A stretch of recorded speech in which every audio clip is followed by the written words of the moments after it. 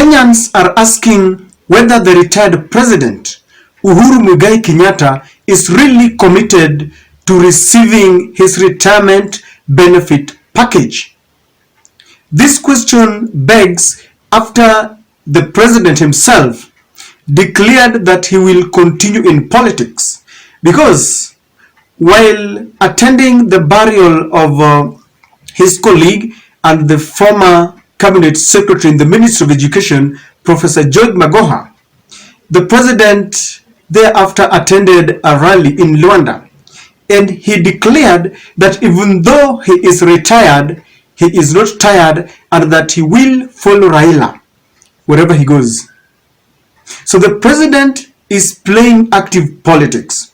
Yet, the Presidential Retirement Benefit Act indicates explicitly that a president may forfeit his retirement benefits if he continues in active politics or holds any political office or supports any activities of a political party more than 6 months after his retirement.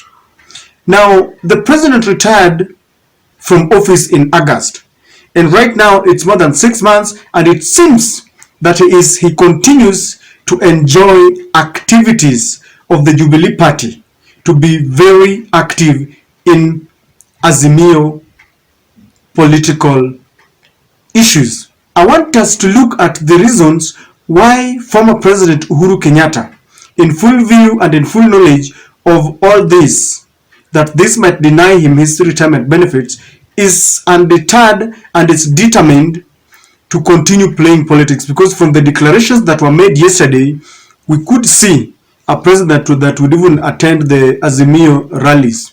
The other thing is that he has continued to endorse Raila Odinga as his party leader, and he declares that wherever Raila leads, he will follow.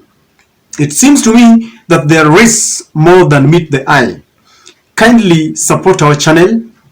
If you are watching for the first time, kindly hit the subscribe button, click the notification bell, and like our videos. To all those who support this channel in one way or the other, thank you very much. May God bless you. The number one reason why Mr. Uhuru Kenyatta has decided that he's not quitting politics, and he has decided that he must remain close to Raila Amolo Odinga, is because in Raila Amolo Odinga's shadow, he has found a refuge. The president has endured a lot of harsh treatment in the past few weeks. His security was scaled down. And the Inspector General explained the reasons why, but everyone is reading political mischief. His political party is suffering onslaught from William Ruto and Ruto-Gachagua. Already over 30 of them have pledged allegiance to the president after they met in State House. They even attempted the ouster of the officials, of the Uhuru allied officials. Jeremiah Kioni, who is the Secretary General, the Vice Chairman, David Murade, and even the Treasurer.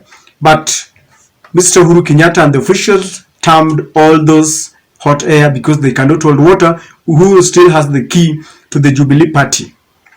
He was also accused, in fact, the entire Kenyatta family was accused of negating to pay taxes, something that raged the old Mama Ngina, who went to church, the holiest of the holy places, to explain herself, and he dared the president of Kenya, William Samoei Ruto, to take her to court, and she said that she was very ready to forfeit some of her property to compensate for any month that she did not pay taxes. With that, the debate ended. I only heard the president saying that he's happy that everyone has now accepted to pay taxes.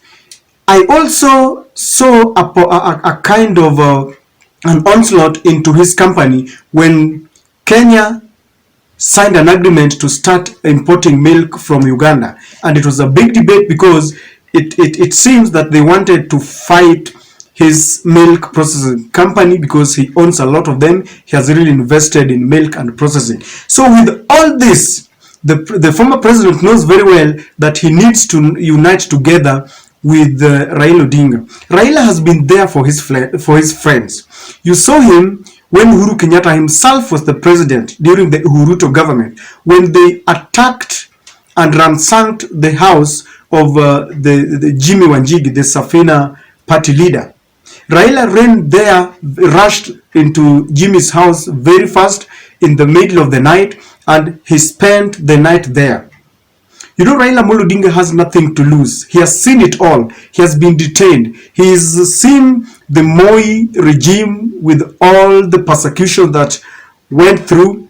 They fought for the second liberation. He has been detained for 9 years. He's got an 8 million following that are ready to die for him. And this is the reason why Raila Odinga becomes a very effective fortress whenever you are facing troubles. And this is the reason why Uhuru Kenyatta wants to be around him. And this is the reason why Uhuru wants to continue with politics. You saw Raila Odinga at night when there was an alleged attack on Fred Matiang'i's current home, when they said that there were over 200 elite squad of the GSU wing of the police that came to arrest him at night. Raila rushed there. So he's a man who will be there for you. This is the reason why Uhuru Kenyatta feels very safe when he's with him. Uhuru Kenyatta feels very safe when he's in Nyanza more than he does when he is in Central. In Central, the leaders have accused him of neglecting them when they elected him. They have he's been accused from this government of, you know, he wanted to kill Chebukati, he wanted to kill Dennis Itumbi. So the only place he feels like he's at home is Nyanza. And ladies and gentlemen, this is the reason why I feel that Uhuru Kenyatta will still continue with politics, and he wants to even get closer to Raila Odinga. I also believe that he wants to prove his loyalty to Raila Odinga. Remember, after the handshake, Raila Odinga team knew very well that Raila was going to become the president of Kenya, because they argued that since 2007, Raila has been winning elections, but the deep state has always conspired to rob him of his victory. So they knew that this time round, when he was enjoying that support of the deep state, then he was home and dry. But that did not see the light of the day. And for some reasons, the IEBC declared William Ruto as the president.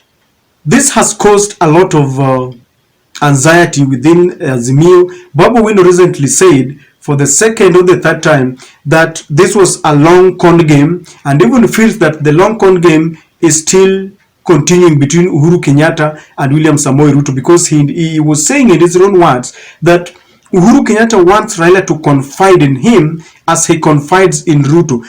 According to Babu Wino, he does not trust Uhuru Kenyatta, and he feels that Uhuru Kenyatta was in charge of the deep state. He should have commanded the deep state to give Raila his victory. And so Uhuru Kenyatta knows very well that he is suffering the treachery accusation. They label him as a traitor. So this is what he wants to do. He's sticking to him and is telling them that he supported Raila Odinga then, he's ready to support him now, because Raila still remains his leader. So he wants to commit himself so that those who are accusing him should know that he was genuine in trying to support Raila Odinga. Many questions have been asked when he lost the control of the deep state. Why, instead of Inspector General manning the bombers where there was counting and verification of results, the deputy IG was taking over. And so it's a big debate that I don't want to go into now, but he wants to prove to Raila, to his supporters, to the Luo Nation, to the Azimio fraternity, that he never duped Raila. He was there when Raila needed him. There is also the politics of Mount Kenya. Uhuru Kenyatta still remains an alternative voice in Mount Kenya. Why? He's the immediate president of Kenya. He owns a party.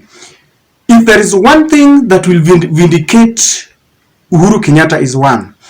One day, all the lies that were propagated against him shall vanish and the truth will come. They accused him of being responsible for the economic hard times that people are going through. He was accused of neglecting the Mount Kenya fraternity and taking all the development projects to Nyanza. To date, Mount Kenya is facing an imminent drought, hunger, and they are suffering. And they have started asking questions because they are now realizing that all the other things that were said were mere campaign gimmicks, and the reality is now dawning on them. The hustler is beginning to open the hustlers are now beginning to open their eyes because they realize all this was said because William Ruto and Refuge wanted our votes. And so Uhuru Kenyatta knows very well that he must remain calm within politics, calm but very active, so that by the time Mount Kenya will open its eyes, everything shall be unveiled in the open, and they will even ask for forgiveness. For that to happen, he must not run away from politics. He wants to remain there. He's looking at politics of 2027. You never know when the Mount Kenya fraternity will be very tired after unraveling all the lies against Uhuru Kenyatta. Then they might just decide to rally their support behind Jubilee. There will be nominations. There will be nominations that will take place. There are people who will be left out, and you all know the politics of nomination. They will be annoyed and they will be looking for refuge somewhere. Jubilee might just remain one of the parties for them, and Uhuru Kenyatta must guard Jubilee with all his heart, and this is the reason why he still remains active in politics. I have a feeling that Uhuru Kenyatta himself is a tree that still harbors all the state officers that he worked with. Remember the other day when there was an attack on Mateni, Uhuru Kenyatta instructed Danstan Omari to go to court and obtain anticipatory order, so that should there be any onslaught against those who worked with him, then they will have an anticipatory order that will allow any officer who is being sought by the police to present himself, not to be harassed. This anticipatory order will also block any police officer who wants to get into their houses to ransack, because there was an allegation that they might come into their houses, plant some illegal guns, and then charge them with that. So he still remains someone who guard all the people who worked with him, because of him, some of his allies are now facing illicit and harsh treatment from this government. And so for that to happen, he must not retire. If he retires completely, then he will have left them in the open for this government to toss them around. And this is the reason why he has decided that he's not going anywhere. As to whether William Ruto will give him his retirement benefits, I don't know. But it seems that he doesn't care, because he is in full knowledge of what he must do to get his retirement benefits, but he has decided he will continue the politics. So we want to wait and see what will happen. I don't know what you think about his declaration to continue the politics, but that is my take, ladies and gentlemen.